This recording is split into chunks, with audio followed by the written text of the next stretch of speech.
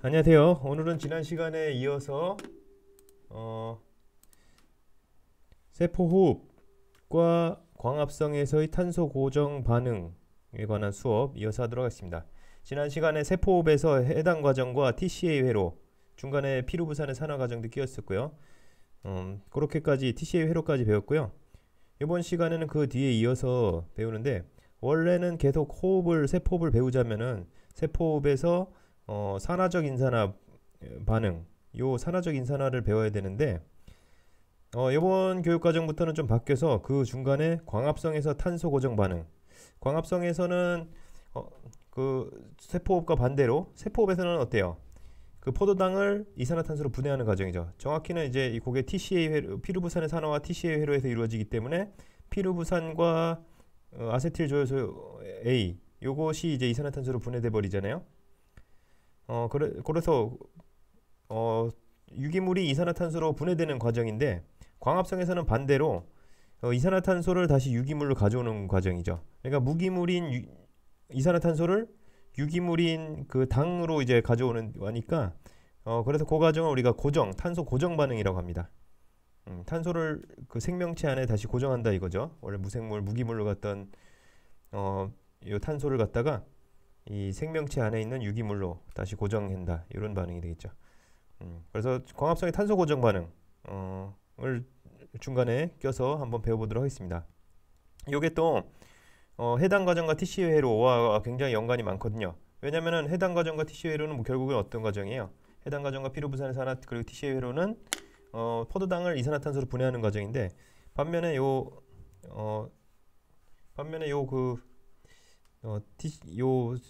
광합성의 탄소 고정 반응은 이산화탄소를 다시 유기물로, 즉 포도당으로 가져오는 과정이거든요. 자, 요걸 이제 보도록 하겠습니다. 화학 반응식은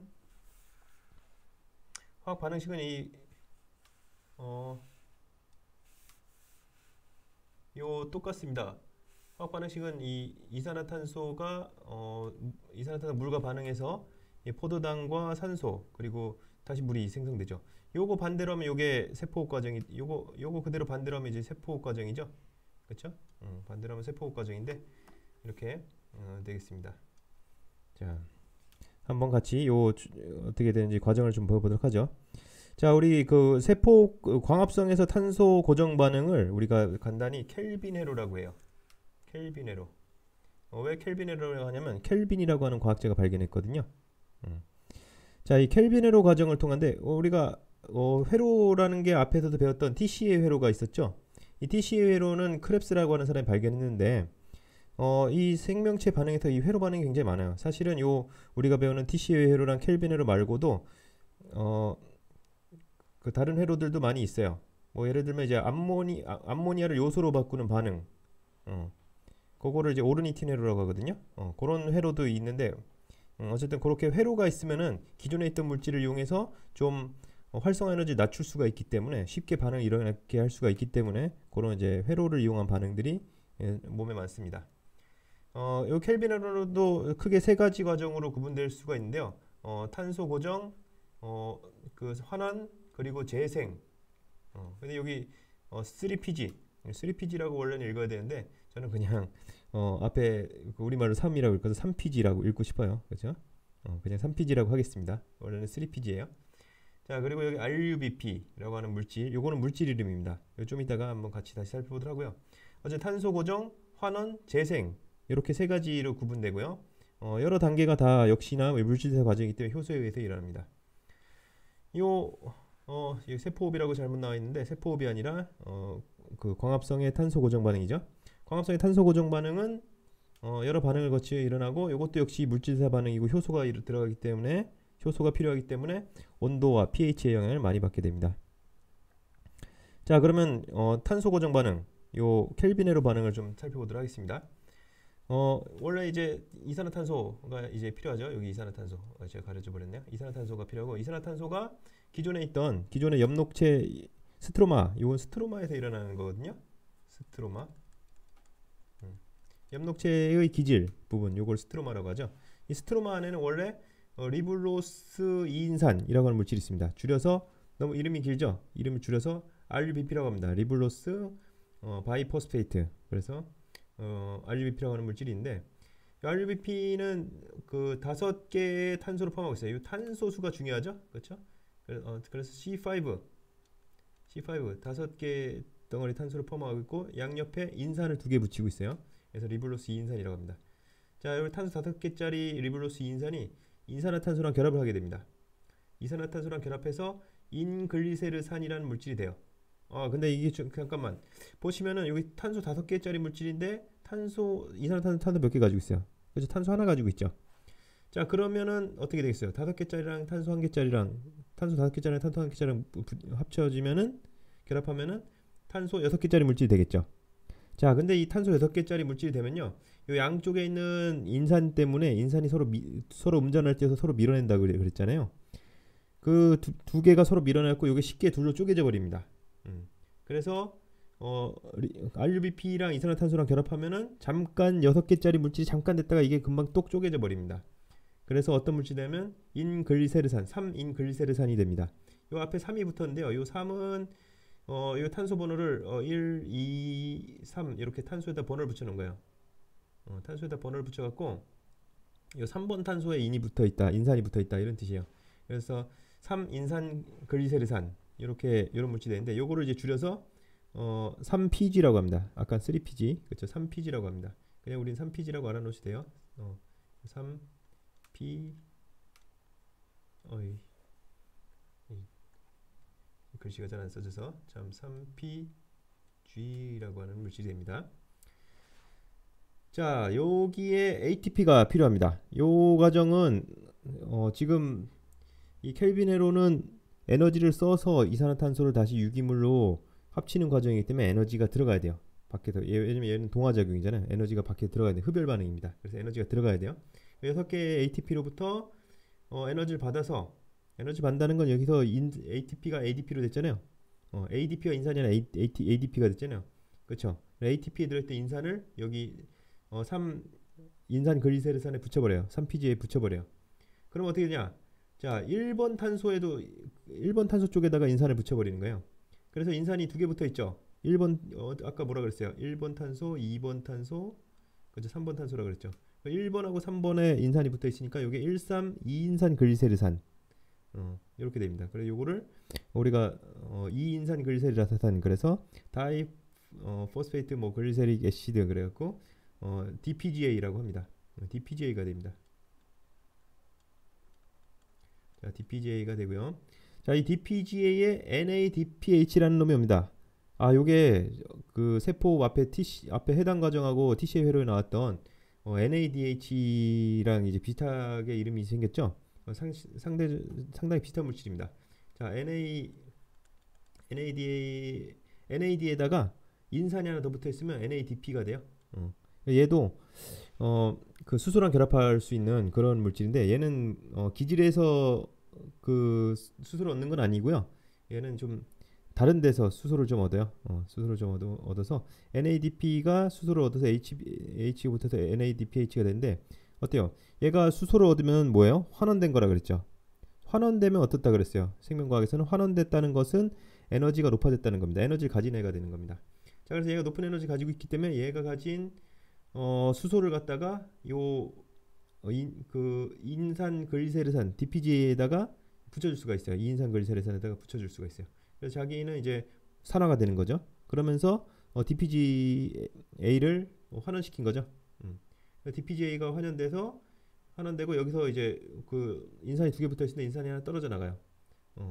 자, 그래서 포스포글리세르 알데하이드, 그래서 PGAL이라는 물질이 됩니다. PGAL. 요거 PGAL이라고 나와 있는데 PGAL이라고도 하고, 요거 다른 책에는 아마 G3P라고 나와 있는 책도 있을 거예요. 우리 교과서에는 G3P라고 나와 있는데 아니에요. PGAL이라고 하는데, 자, G3P라고 나오는 물질도 있어요. 저는 G3P라는 말을 더 많이 쓸 줄 알았는데 우리 교과서는 지금 PGAL이라고 했네요. 자, G3P라는 말을 더 많이 쓰니까 G3P라고 좀 알아두시면 좋을 것 같습니다. 자, G3P라고 하는 물질이 되고요. 자, G3P가 포스포글리세릭 알데하이드 G3P가 되는데, 다시 여기 글씨가 오늘 좀 잘 안 써지네요. G3P 자, 이 G3P가 됩니다. 자, 그런데 그래서 앞에가 그 RUBP가 이산화탄소랑 결합하는 부분, RUBP가 이산화탄소랑 결합하는 부분을 우리가 요 과정을 우리가 탄소 고정이라고 하고요. 그 방금 전에 그래서 3PG가 G3P가 되는 G3P가 되는 과정을 우리가 여기서 에너지를 얻는 거죠. 에너지를 얻어서 환원되는 거죠. 우리가 에너지를 얻는 과정을 환원이라고 그랬잖아요. 그래서 이 3PG가 환원되는 과정이기 때문에 이 환원 과정이라고 합니다. 환원 과정. 자, 이 환원 과정을 거치고 나면 이 G3P라는 물질, PGAR 또는 G3P라고 하는 물질이 되는데, 얘가 굉장히 에너지가 높고 얘가 거의 그 당이나 마찬가지예요.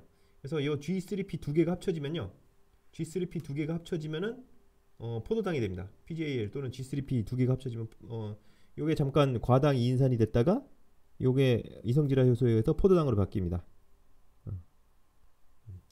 자, 그래서 G3P가 이제 기준이 되는데, 자, 그런데 여러분들 보시면 생각해 보시면 어때요? 포도당 하나가 생성되려면은 이산화탄소 몇 개 필요하죠? 그렇죠. 이산화탄소 6개가 필요해요. 그래서 아까 방금 전에 일어났던 RUBP가 G3P 됐다가 G3P가 DPGA 됐다가 DPGA가 PGAL 되는 과정. 요 과정에 6번 돌아야 돼요. 6번. 그렇죠. 그래서 여기 보면은 앞에 숫자가 원래 리브로스 인산이 하나 있는 게 아니라 여기 3개라고 나옵니다. 3개. 원래는 6개 있어야 되는데 지금 완성 단계를 포도당으로 치면 이걸 6개를 해야 되는데요. 보통 우리가 G3P, G3P만 있어도 요게 거의 포도당이 된 거기 때문에 우리가 요 3개를 G3P는 탄소 3개짜리 물질이기 때문에 3개를 기준으로 합니다. 그래서 여기 이제 앞에 3이라고 이렇게 써 있는 거죠. 3, 3개. 그래서 이산화탄소 3개 들어와요. 이산화탄소 3개. 3개라고 돼요. 그리고 RUBP 3개랑 이산화탄소 3개랑 결합해서 그게 두 개씩 하나씩 두 개씩 쪽쪽 쪼개지니까, 그래서 총 6개, 3PG는 6개가 됩니다. 2개가 되니까요. 반으로 쪼개지니까요. 자, 그래서 여기서 6개. 그래서 여기서 ATP도 6개 들어가고요. NADPH도 6개가 들어가는 거예요. ATP도 6개가 들어가고 NADPH도 6개가 들어가고, 그렇죠? 환원될 때. 자, 그래서 이제 6개의 G3P, PGAL이 형성이 되는데, 요 중에서 하나만 이제 나가는 거예요. 하나만. 왜냐면은 이 다른 데서 온 또 이렇게 PGAL 또는 G3P라고 했죠. G3P가 합쳐져 갖고 이제 포도당이 되는 거거든요. 그래서 우리가 이제 G3P를 기준으로 하기 때문에 또 PGAL을 기준으로 하기 때문에 여기다 다 G3P라고 써놔야겠다. G3P G3P, 그렇죠. 자, 이거 기준이 되기 때문에 5개는 이제 하나만 나오고 이제 5개는 여기로 오는 거죠. 5개의 G3P가 저는 3P라고 할게요. 그냥 G3P인데 G3P라고 할게요. 자, G3P가 옵니다. 자, 이 5개의 G3P가요, ATP를 가해서 뭐가 되냐면 여기 다시 RUBP가 됩니다. 리블로스 인산 RUBP가 됩니다. 그래서 이 과정을 RUBP의 재생 과정이라고 해요. 이렇게 재생이 되기 때문에 회로 과정이 되는 거고, 그렇죠? 이 회로 과정을 통해서 우리가 더 손쉽게 사실 요 생으로 이산화탄소를 생으로 뭉쳐갖고 포도당을 만들려고 그러면 굉장히 에너지가 많이 들 텐데, 요 RUBP가 있기 때문에 요게 좀 더 에너지가 적게 들고 그래서 포도당을 합성하는 게 가능한 거죠. 포도당 또는 G3P를 합성하는 게 가능하게 된 거죠. 자, 요 과정이 어때요? 요 과정이 좀 해당 과정하고 좀 비슷합니다. 해당 과정 G3P에서 DPGA 됐다가 PGA 됐다가 뭐 이렇게 되는 과정, 반대로 돌리면은 반대로 해당 과정에 이런 과정이 들어 있어요. 해당 과정에 이런 물질들이 나옵니다. 근데 우리가 중간 물질 안 배웠죠? 너무 복잡하니까요. 자, 어쨌든 이렇게 해당 과정하고 TCA 회로랑도 이제 공통점이 있어요. 자, 그래서 이렇게 우리가 두 개를 연관지어서 우리가 생각해 볼 수가 있어요. 자, 여기 뭐 가 그림은 TCA 회로고요. 나 그림은 탄소 고정 켈빈 회로예요. 자, 가와 나가 일어나는 장소. 자, 가는 뭐였죠? 아까 TCA 회로. TCA 회로는 세포질에서 일어나죠. TCA 회로는 세포질에서 일어나죠. 그리고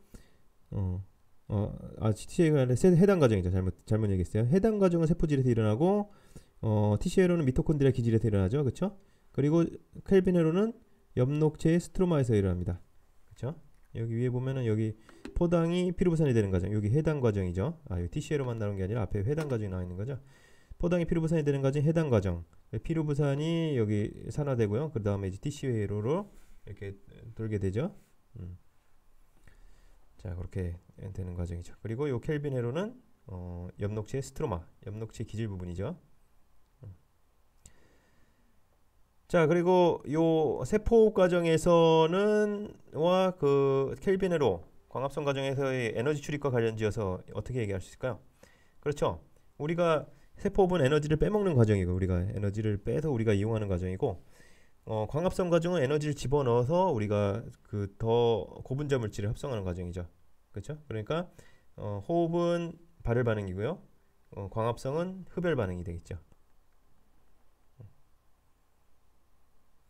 자, 그러면은 세포호흡의 과정하고 요 광합성의 탄소 고정 과정하고 동시에 진행될 수 있을까요? 그렇죠. 식물 같은 경우는 엽록체와 미토콘드리아를 동시에 가지고 있죠. 식물 세포에서는 요 광합성이 진행되면서 낮에는 광합성과 호흡이 동시에 진행되게 되겠죠. 밤에는 뭐 호흡만 진행되겠죠. 그렇죠? 자, 켈빈 회로는 탄소 고정 과정, 그리고 R3PG의 환원 과정, 그리고 RUBP의 재생 과정, 이렇게 구분됩니다. 그리고 켈빈 회로에서 RUBP와 이산화탄소가 결합하여 생성되는 첫 번째 물질. 이 첫 번째 물질이 그 TCA 회로 보면은 TCA라는 이름이 첫 번째 물질인 회로에서 나오는 첫 번째 물질인 시트르산에서 비롯됐잖아요. 그래서 요 RUBP와 이산화탄소가 결합돼서 만드는 첫 번째 3탄소 물질 바로 3PG, 그렇죠? 3인산 글리세르산, 그렇죠?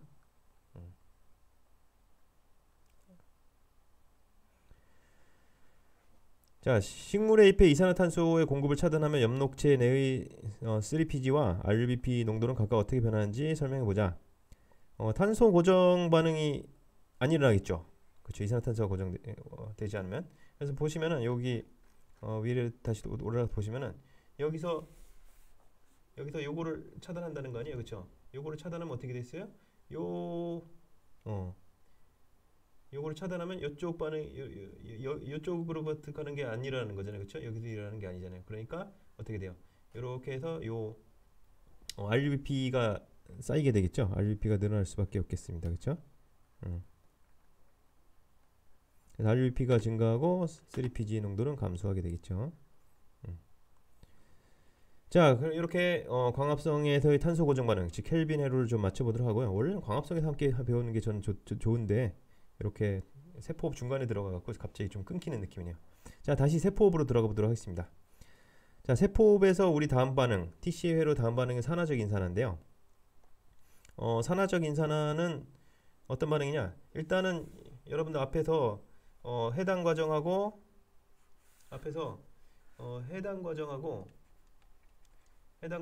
TCA 그 피루부산의 산화와 TCA로 합쳐갖고 TCA를 회로라고 하겠습니다. 이 과정에 생성되는 물질, 그렇죠? 이 과정에서 생성되는 물질 총합이 ATP가 해당 과정에서 두 개 들어가고 4개 나오니까 2개 나오는 거고요, 그렇죠?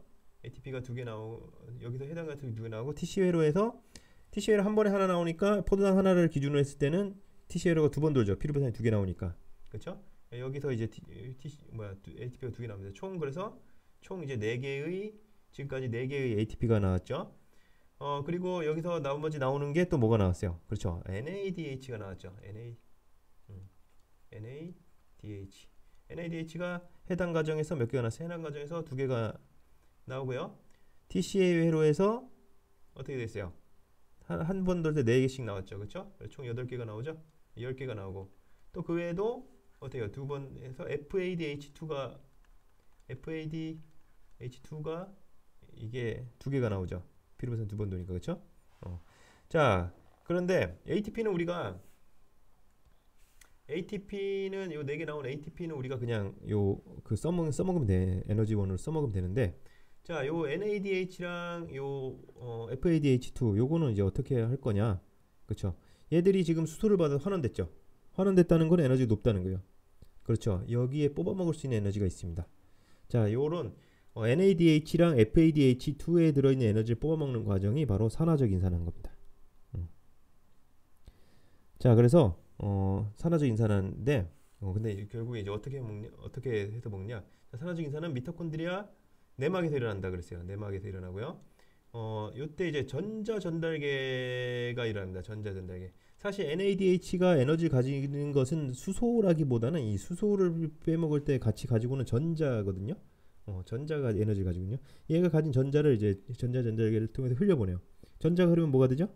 그렇죠. 전류가 일어나죠. 사실 이건 좀 오개념입니다. 오개념인데 그래도 우리가 쉽게 이해하면은 그냥 전자를 내보내서 전자를 막 흘리는 거예요. 전자계를 통해서 전자를 흘려보내는 거예요. 그러니까 그 에너지를 가지고 전자가 흘러가는 에너지를 가지고 우리가 에너지를 또 뽑아 쓴다. 에너지를 얻을 수가 있다. 그 에너지 갖고 ATP를 합성한다. 이렇게 생각하시면 되겠습니다. 그래서 전자계 전달계가 해서 전자가 흐르는 에너지를 이용해서 ATP를 합성한다. 그런 과정이다. 전자 전달계는 그럼 뭐냐? 전자 전달계는 전자 전달 효소 복합체. 그 효소인데 효소에 여러 가지 이 전자를 전달하니까 효도니까 단백질 돼 있는데 단백질로만 돼 있는 게 아니라 여기에 뭐 철이라든가 이런 다른 이런 원소들이 필요한 원소들이 좀 들어가 있습니다. 그것과 함께 전자를 운반하는 전자 운반체로 이루어져 있습니다. 여러 가지 전자 운반체가 되어 있고요. 자 그런데 이 어떻게 하냐? 요거는 좀 이따 같이 설명하도록 하겠습니다. 전자 전달을 하게 되면은 이런 좀 이따 같이 설명하도록 하겠습니다. 자 전자 전달계. 전자 전달계는요. NADH랑 FADH가 있는데 자 일단 NADH가요. 전자를 내놓습니다. 전자를 내면서 자기가 가지고 있던 수소 수소를 내보내요. 수소를 내보내고 수소 이온하고 떨어집니다. 수소 이온이 이렇게 수소 이온이 이렇게 떨어져 나와요. 떨어져 나오고 그 다음에 얘가 가진 전자를 이렇게 전자 전달 효소한테 전달해 줍니다. 그러면 이제 전자 전달 효소 얘가 전자를 이렇게 전달해 줘요. 얘가 전자를 받아서 얘가 환원이 된 거죠. 환원됐다가 얘가 다시 전자를 주면서 산화되고 얘는 환원됐다가 산화되고 환원됐다가 산화되고 이렇게 여러 전자 전달 효소가 전자 전달을 이렇게 전자를 이제 전달해 줍니다. 전자 전달 효소들 이름이 뭐 여러 가지 요상한 것들이 붙어 있는데 뭐 대표적으로 사이토크롬 뭐 ABC 뭐 이런 식으로 붙어 있어요. 자 근데 여기는 그냥 1, 2, 3 이렇게 표시를 해놨죠. 자 그런데 얘들이 FADH2는 근데 어디였냐? FADH2는요 전자를 똑같이 두 개 가지고 있는데 이 전자 가진 FADH2는 NADH보다 가진 에너지가 조금 작아요. 에너지가 조금 작아갖고 가진 에너지 조금 작아서 좀 다음부터밖에 줄 수가 없어요. 에너지가 얘는 에너지 높은 앞에 1번 얘는 에너지 높은 것만 받을 수가 있거든요. FADH2는 요 H2에 있는 전자를 받을 수가 없어요. 왜냐면 자기보다 에너지 낮은 거를 받을 수가 없는 거죠. 자 이렇게 에너지가 막 흘러갑니다. 자 흘러가고 자 이 마지막에 여러분들 그 전자는요 전기 회로 생각하시면 전기 회로는 마지막에 그 마이너스 극에서 나온 전자가 플러스 극으로 들어가야 되잖아요. 그렇죠? 이게 전기 회로가 중간에 끊어져 있으면은 그래서 여기 전기 회로가 있다. 전기 회로 뭐 이렇게 있는데 플러스 극하고 마이너스가 있는데 이렇게 전기 회로가 이렇게 쭉 연결돼야만 끄는 거죠. 중간에 딱 끊어져 있으면 어떻게 전자가 여기 나와서 여기까지만 오는 게 아니잖아요. 그렇죠? 요 전자 전달계도 마찬가지로 마지막에 전자를 받아주는 놈이 있어야 돼요. 자 그런데 여기서는 음극에서 건전지의 음극 같은 역할을 하는 게 플러스 극이죠. 건전지의 플러스 극 비슷한 역할을 하는 게 바로 산소입니다. 드디어 산소에서 산소가 바로 여기서 나옵니다. 전자 전달계에서 나와요. 그 전에 한 번도 안 나왔죠 산소가. 그렇죠? 자 산소가 요 2분의 1 O죠. 원래는 O2 그 산소는 원자가 아니라 분자 형태로 존재하잖아요. 그렇죠? 근데 이제 그 중에서 한 놈이 이제 전자 두 개씩 받을 수 있는 거죠. 자 이렇게 산소 원자가 전자랑 받습니다. 자 전자를 받으면 얘가 주변에 있는 그 수소랑 결합하게 돼요. 수소 이온이랑 결합하게 돼서 물이 됩니다. 전자를 받아서 물이 되는 이런 반응이 일어나게 됩니다. 그래서 여기서 전자 전달계에서 전자의 최종 수용체는 바로 산소가 되겠습니다. 요 전자의 최종 수용 산소가 있기 때문에 이렇게 전자 전달계가 쭉 전자가 이렇게 이동할 수가 있게 되는 거예요. 자, 이 과정에서 전자가 좀 높은 에너지에서 요게 이렇게 돼 있는 게 실제로 뭐 우리 미토콘드리아 내막에서 이렇게 쭉 이렇게 경사져서 있는 게 아니라 요거 에너지 수준 요 이렇게 왜 이렇게 자 왜 이렇게 돼 있냐면 요게 에너지 수준을 포함한 거예요. 에너지 요게 높은 에너지를 가지고 있고 얘가 낮은 에너지를 가지고 있다는 걸 표현해 준 거예요. 그림으로. 자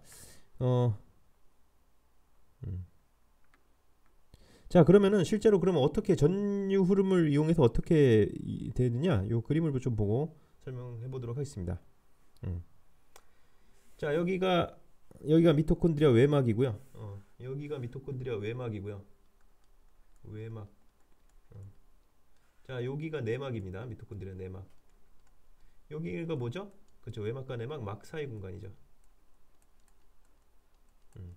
자 그리고 여기 미토콘드리아 기질에서 NADH와 FADH가 만들어진 그 TCL호와 해당 과정을 통해서 만들어진 이 NADH와 FADH2 요것들이 이제 미토콘드리아 기질에 있고요. 자 얘들이 요 미토콘드리아 내막에 있는 전자의 요소에 전자를 전달해 줍니다. 얘가 전자를 받았다가 줬다가 하면서 환원됐다 산화됐다 하면서 얘들이 모양이 막 바뀌어요. 모양이 바뀌면서 하는 일이 뭐냐? 얘들이 하는 일은 요 미토콘드리아 기질에 있던 수소이온을 갖다가 요렇게 막 사이 공간으로 옮겨줘요. 이렇게 얘도 옮기고 이런 식으로 옮깁니다. 자 그래서 어떻게 돼요? 수소이온이 옮겨지니까 수소이온의 농도가 막 사이 공간에 매우 높아집니다. 높아지고 여기는 낮겠죠 수소이온이. 자 그런데 수소이온은 사실 입자 중에서 제일 작은 입자예요. 왜냐면 양성자 하나잖아요. 원래 수소 원자가 양성자랑 전자 하나로 이루어져 있는데 얘는 전자 하나 달아나 버리고 양성자 하나밖에 안 남은 제일 작은 입자잖아요. 제일 작은 입자임에도 불구하고 얘가 친수성 물질, 전하를 띤 친수성 물질이기 때문에 얘들이 인질 이중증은 통과할 수가 없어요. 인질 이중증은 통과할 수 없고. 자 그래서 어떻게 되냐? 요 통과할 수 있는 길을 마련했습니다. 바로 어떠냐면 여기 바로 ATP 합성 효소라는 게 준비되어 있습니다. 자, ATP 합성 효소. 자, ATP 합성 효소에 수소이온이 통과할 수 있는 길을 만들어놨어요. 자, 그러면 어떻게 되겠어요? 수소이온이 이쪽에 막간 공간에 수소이온 농도가 매우 높고 여기 기질에는 수소이온 농도가 굉장히 낮죠. 세포가 활발하게 지고 있으면. 그렇죠? 그러면은 요 수소이온이 농도가 높은 것에 낮은 곳은 확산이 일어납니다. 자, 그래서 얘가 확산을 일어나는 거죠. ATP 합성 효소를 통해서 확산이 일어나는데, 자, ATP 합성 효소가 되게 신기한 게 요 안에 단백질로 이렇게 돌아가는 물레방아 같은 구조를 가지고 있어요. 그래서 ATP 요 수소이온이 여기 통과하면서 얘 여기 물레방아를 막 돌려요. 돌려요. 요 수소이온이 막 흐르니까. 자, 물레방아를 돌리니까 물레방아 같은 ATP 합성 효소를 돌리게 되는데, 그러면서 이 돌아가는 힘으로 얘가 ADP와 인산을 ATP 합성 효소가 ADP와 인산을 붙여서 ATP를 합성해 줍니다. ATP를 합성해 줘요. 자, 이렇게 요렇게 수소이온의 농도 기울기를 만들고 전자 전달을 통해서 여기 마지막에 최종 전자 수용체 산소도 보이죠? 산소가 이제 전자를 받아서 물이 되죠. 전자 전달을 통해서 수소이온을 능동송해서 막사이 공간과 기질 사이에 수소이온 농도 기울기를 만들고요. 그 농도 기울기를 통해서